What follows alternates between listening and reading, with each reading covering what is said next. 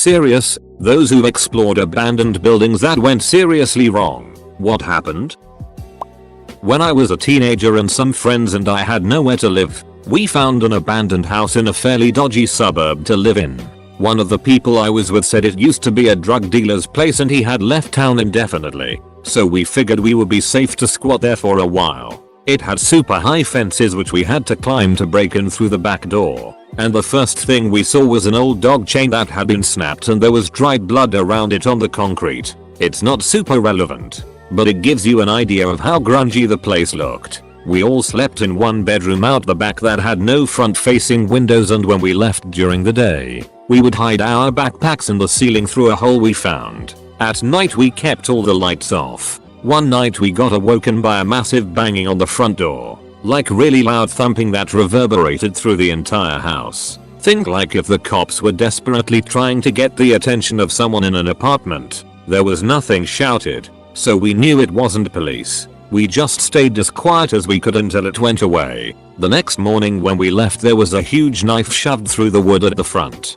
embedded halfway down the blade. We left it there. The girl that was with us decided it was not safe there, so she took off the next day. I don't remember where she went, but she didn't come back. She probably went to one of the shelters in the city. Me and the remaining guy went out a day or two later to get some food, and when we got back, we found that the windows had all been smashed in by rocks thrown through the windows. The remaining furniture had been trashed, beds flung onto their sides, couches pushed apart with their cushions ripped. Someone had clearly been looking for something. We said duck it, booked it out of there and moved to a park. Way more open, but significantly less terrifying. I used to go through abandoned buildings with my dad, a fireman in near west suburban Chicago. We ran into a bunch of homeless guys burning the coating off wire. My dad and the police moved them on from the building. Later that night they were doing the same in another building down the block, which led to a 3-alarm fire and 2 abandoned factories burning to the ground.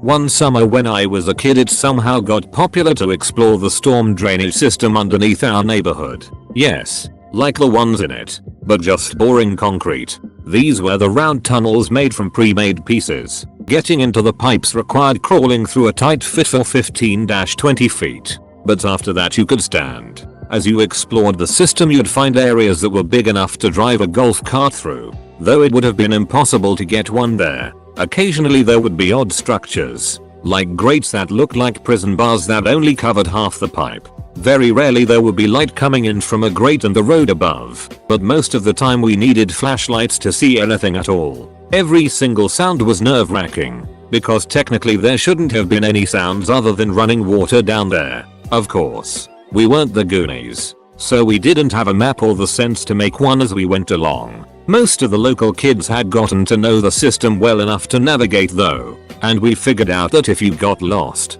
you just always chose the turn that led to a bigger pipe, because the biggest one ran about a half mile outside the neighborhood and emptied a 15-foot plunge into a local pond and creek. Well, one day my brother, who was essentially fearless, and some friends decided to go a different direction from the main junction to explore a tunnel none of us had ever ventured to. I admit it, I was too scared. I don't know why on that day I was creeped out, but I was. So 2 friends and I stayed in the junction while my brother and his 2 friends went exploring. After they were gone for 10 or 15 minutes we heard terrified shouting and running footsteps echoing down the tunnels, coming toward us. My friends ran. I wanted to run, but that was my brother down there. Finally, through the dark tunnel I heard one of my brother's friends shout, "Go." We all ran the big tunnel, because instinctively we knew that whatever was down there would catch us if we had to shimmy back through the small pipes to get out the way we came in. So we ran hard, flashlight beams bouncing off the walls, until we finally started seeing light from where the tunnel emptied into the pond. One by one we all reached the drop and just kept running into thin air, falling into the pond below. I was terrified of heights and I didn't even know how to swim, but that didn't stop me. As I was making my way to land my brother and his friends came shooting out of the pipe and into the pond. For a moment I thought they had been playing a prank on us, but no. My brother immediately insisted that we all go home. He wouldn't even tell me what happened on the entire, dripping wet, almost a mile walk. The whole group went to my house and my brother, knowing we would all get in trouble, told my mother where we were and what we had been doing. He also told her that when he and his friends reached the next junction in the tunnel they were exploring, they came across a spot where light was trickling in from above. There was a pile of trash and debris built up around one of those half-pipe prison by grates, and laying within that pile of trash, they saw a man, who upon hearing them, raised his head, reached out towards them, and started crawling out of the trash in their direction. So they ran. My mother called the police. They asked my brother to guide them to the location in the pipes where this happened. They found exactly what he described, but the man was gone. Within minutes there were at least a dozen police cars around our neighborhood with people and dogs searching that drainage system. They wouldn't tell us any details, but we do know that they never found the man. The dogs followed his scent to the end of the pipe at the pond, but they never picked up the scent anywhere on the ground around the pond or creek. As far as I know, none of us ever went into the storm drains again. I was walking through the 4th floor of an abandoned orphanage in the chapel, and the only light I had to guide me was faint from the video camera, before smartphones, and as I pointed it down to routinely light the floor to check, I was a foot away from stepping into a giant hole in the floor almost 2 meters wide dropping down below. My heart dropped, and then a ducking bat flew overhead of me and scared it out of me as well. Went to an abandoned water park with some photography buddies. Crawled through the hole in the fence, opened the front door, and a cop was just sitting at the desk like he was here to give us pool passes. Yes, he was a real cop. He called for another unit to come to us, and then they just asked us what and why we were there, then let us go on our day. Not in the water park, sadly. As kids, my cousin and I went exploring in an abandoned old church. P, being the more adventurous of the two, had decided to go climbing and seeing if he could get on top of the roof. Well, it wasn't exactly stable, and luckily he didn't get all the way to the top when he fell. He copped a nasty gash on his leg in the process and it was a long walk back to our grandmother's house to get it tended to, purely because we kept stopping. Needless to say, we were banned from exploring since. Not seriously wrong, but I was pretty scared. I was around 10 years old or so. I went into this not that old abandoned building with 2 of my friends. They were boys. We explored the building and got down to the basement, and we met some boys from 9th grade and we went with them. We got pretty deep into the basement, and then all of a sudden a woman starts to scream. We couldn't see anybody since it was very dark. We had flashlights and flashed around the room. Keep in mind, I was the only girl with the group of boys and my friends. We just ran out after that as the screaming continued. We all agreed to never enter again. Took 2 steps into the doorway and a gigantic banana spider crawled right onto my face. I knocked myself backwards out of the place, just hitting myself in the face to get it off. After that I decided that was enough of that noise. Explored an abandoned school. The place was boarded up, so we technically had to break in, but the roof was caving in and the power was cut. We got into the gym and triggered an alarm that was apparently on some kind of backup power, and we all had to squeeze through a small opening row, rush back out.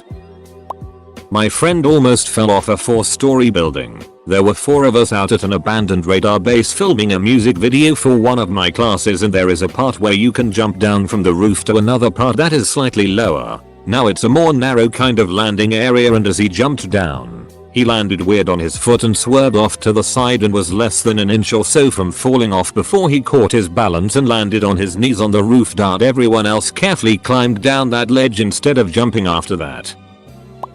Some friends and I went exploring in an old abandoned slave church in the deep South Georgia woods. There were graves dug up in the cemetery, and the church itself was all falling apart. There was one hallway with a room in the back that had the door cracked. I was the first one in the hallway, and as I got to the door to the room in the back, I heard someone in the room go shh. Went to turn and run out of there, but my GF at the time was leaned against the wall in a daze looking at the ground. I had to grab her hand and pull her to get her going. It was weird.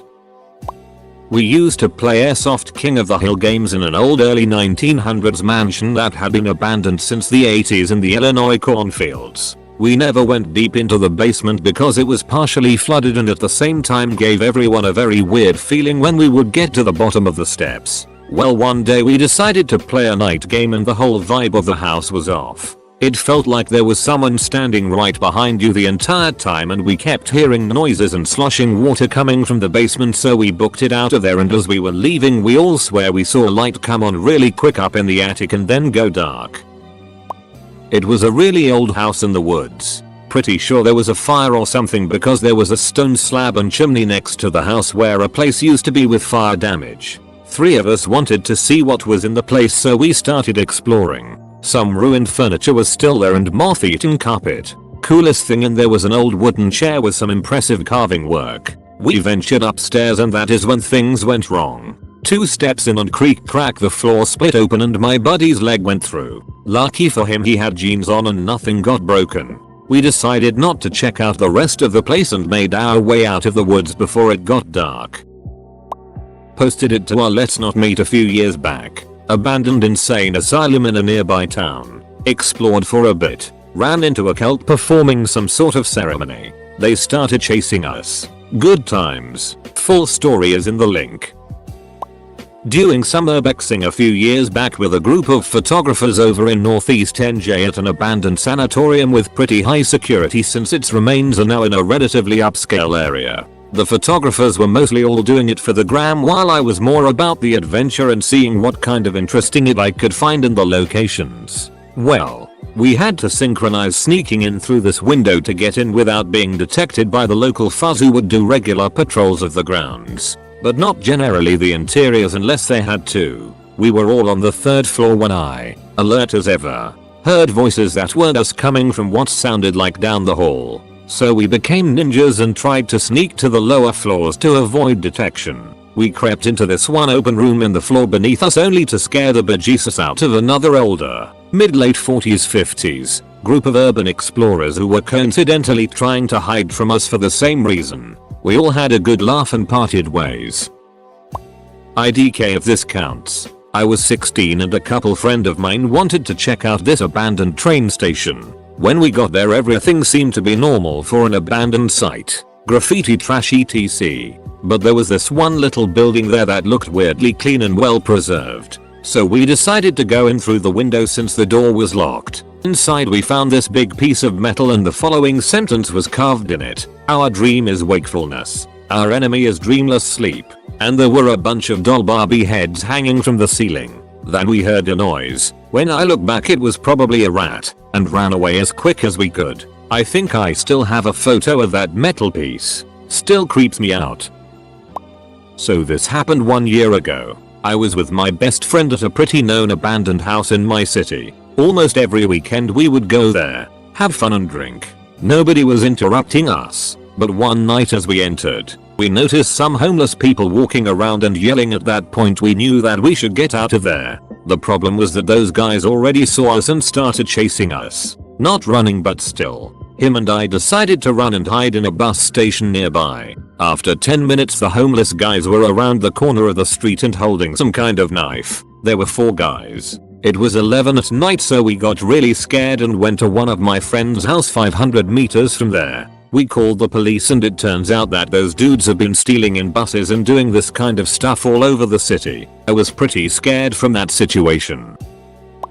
It wasn't really wrong per se, but incredibly gross nevertheless. I was exploring an abandoned gas station, which happened to also have some abandoned mobile homes on its property. As I walked through the mobile home, my friend was complaining of a foul smell. I couldn't smell anything as I was wearing my gas mask to protect from asbestos, and I wandered into a room, only to discover someone had covered it with feces, walls painted with poop, floors covered in neat little piles, and a filthy mattress. As soon as I got outside and took my mask off, the smell hit me and I lost my lunch in some tall grass. Edit, a word. My friend and I went on the roof and it started crumbling beneath him. He almost fell off but luckily managed to slide to the left. Nothing went wrong per se, but the whole building was caved in. Small house around 100 years old, except for one room. A child's room that seemed almost untouched. The walls still pink. Glass chandelier hanging from the ceiling. It was creepy given the rest of the house was completely fallen apart. You couldn't make out the rooms. I went into this creepy abandoned mansion that was also used as a mental institution before it was abandoned. Didn't even expect to get in. But a connecting building had an opening and I just wound up in the mansion. Anyway, super cool place. Right out of a horror movie. As I'm finishing up exploring the place, I come up on a room on the top floor. Door was open and as I walked in I noticed a sign. It read, "Warning, high levels of asbestos in this area. If you have been exposed, go to nearby hospital immediately." Tried to breathe as little as possible as I booked it out of there. Didn't go to the hospital because I doubt I could have been exposed to so much asbestos I'll have problems. And even if I was, there's nothing a hospital is going to be able to do anyway. Instead I went home, threw all my clothes in the wash, took a shower, and bought a gas mask for future explorations. My husband grew up on the east side of Chicago. On the Indiana border, there was an abandoned brewery there, called Falstaff, I believe. The kids from the neighborhood would always go and explore all around it at night. Well, a small group went, and one of the boys fell like their stories into an old granary, and his friends got scared and ran away, leaving him there. Come morning, there was a big search for the missing boy, but his friends were too scared to admit what had happened. After a night or two, one of them was having nightmares and terrible anxiety and came clean to his parents. Parents called the cops, and they found the boy, who had died.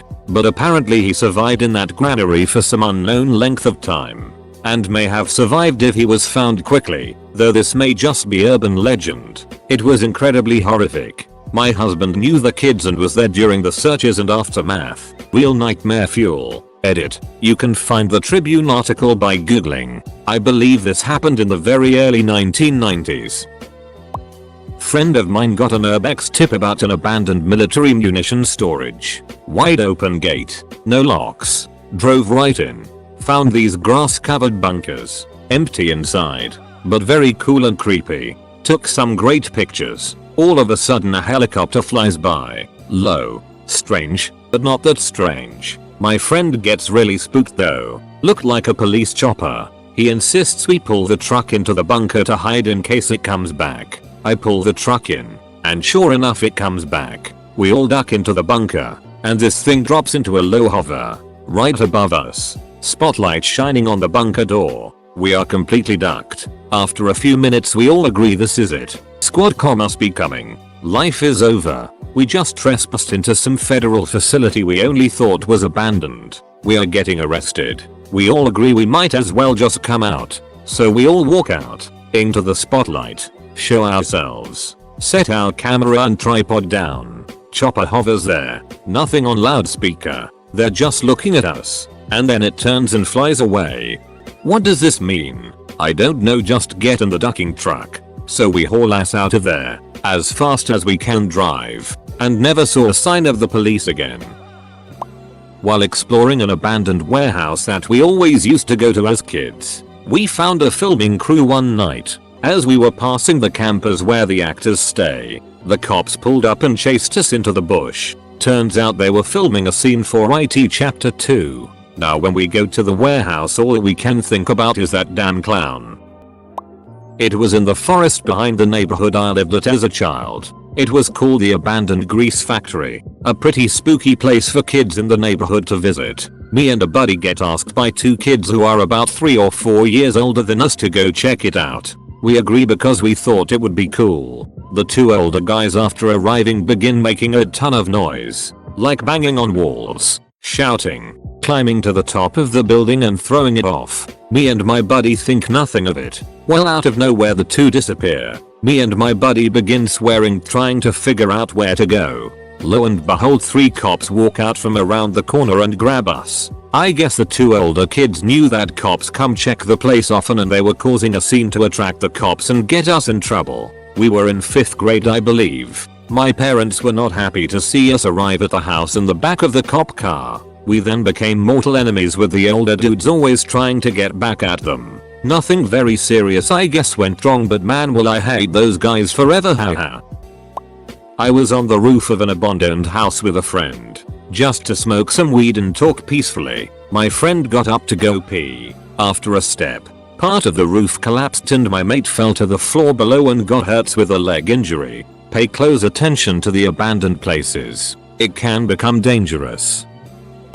My middle school friend and I decided to explore an abandoned house which was rumored to be in the woods at the edge of our suburb. The modest wooden home had been abandoned for quite some time and was now fully derelict, and the quantity of suburban graffiti made it obvious that many kids had been there before us. We poked around a while on the first floor. Finding nothing of interest, we decided to see if there was anything worth seeing upstairs. We had been upstairs less than a minute when we suddenly found ourselves getting buzzed by some type of very large, very territorial bee. One of them stung me on the shoulder. It hurt like a methodica, and I still have a ball of scar tissue just under the skin. 30 years later. Of course I never told my parents. I felt my sting was punishment enough, and apparently it was, since I never again went into a vacant building, at least until I got older.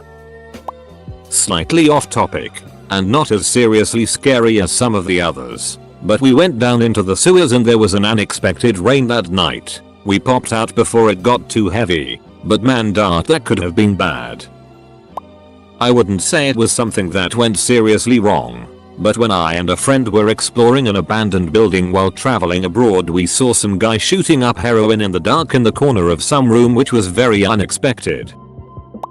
I didn't do it personally, but I used to work for an insurance claim management company that contracted people who did, and I have two stories that stand out. One of our contracted employees entered an abandoned house and went room to room to confirm damages. Dude entered the final room to find out it's been fully decorated to be a satanic shrine. Our contractor saw someone just standing there in the middle of the room and bolted for the exit once he realized there was someone else in there. 2. Lady I was walking through the process of accessing a property we were managing, found a dead body. Appeared to have been recently killed too. Said that the guy was laying in a pool of blood. She quit because of this incident. Bonus story. We once received the full report done by one of our contractors for a home that was in a newer suburban development. Apparently the property had some serious piping plumbing damage because the interior of the home was completely covered in mold. 2-story home and it was just mold city. So bad that the wood in the walls were practically melting. I couldn't help but think how this is a health hazard for the neighboring homes in the area, and I would have been livid if I lived there. So me and my friends, let's call them M and S, decided to visit a haunted hospital, since there were rumors around it was haunted. So we get there, enter through a hole we barely got through, and started wandering around, as anyone would do. As we are walking through the hospital, we heard a noise, sounded like a rock fell, so we we decided to check it out. There were like 3-4 people in the little room, compartment or whatever you want to call it. Since I was the first one, I shush my friends and signal them to go back. As my friend, S, is walking back, he moves something, and he makes a noise, and all 4 look at us. We scream run, and they chase us. We were all pretty fast, and S was the last one to go through the hole, and something drags him by his legs. He started rocking his legs, and M and I got him out of there. Well, they were druggies, but we were kids, so that was our scariest experience, and soon everyone would know about it. Small town. The info got to our parents, and they were not very happy,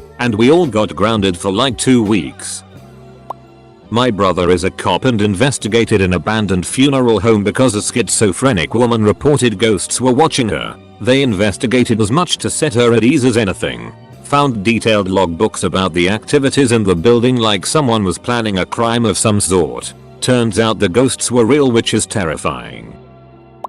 This is a long read, but well worth it for anyone who loves a good story. I used to explore the Michigan Central Station in Detroit before Ford began renovations on it. 18-story building, and a pitch black basement. There were a few ways to get in, but the best entrance and least likely to get you caught by police, they patrolled around this building regularly because people tried getting in so often, was a tunnel dug underneath the steel wall of the train garage next to the station. It wasn't a long tunnel. It just went deep enough into the ground to clear the wall, and then right back up again into the garage. The garage itself was pitch black, with numerous pits so mechanics could work under the trains. Imagine it similar to the underground areas at an oil change shop. These pits though were full of trash, broken glass, scrap metal, and other items that could easily impale and kill you by falling in.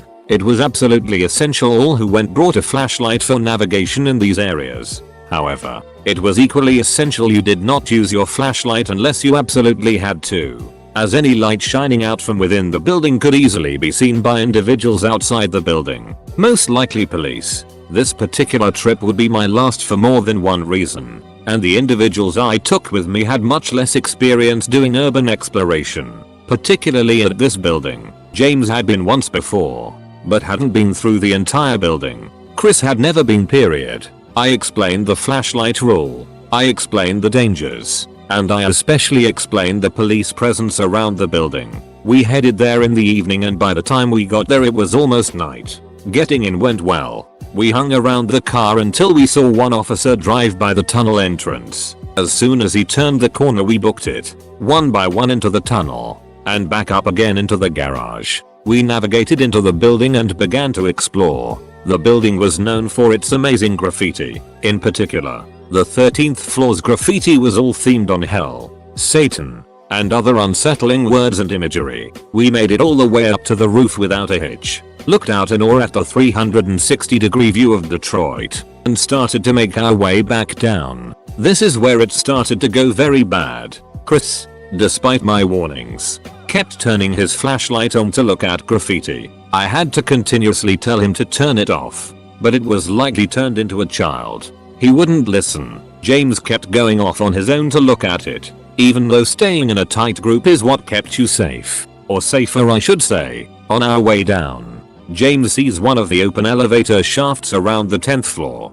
He decides he wants to throw a glass bottle down and watch how far it goes. I plead to him, it's not worth getting that close to it. It's too dangerous. He says he'll be careful, and walks over to it. He throws the bottle in, leans into the shaft to watch the bottle fall with his flashlight, and to my absolute horror slips on a broken piece of flooring, falling into the elevator shaft. 10 stories up. I ran over to the shaft thinking I was about to see my friend's lifeless body all the way down at the bottom. But unbelievably, he grabbed the elevator cables as he fell, and was 2 floors below us, hanging on for dear life. He screamed for help, and I told him to hang on, do not let go. Me and Chris booked it to the staircase, and I nearly killed myself as I leapt down the staircase trying to get to the floor I believed he was closest to. I ran to the elevator shaft and looked in.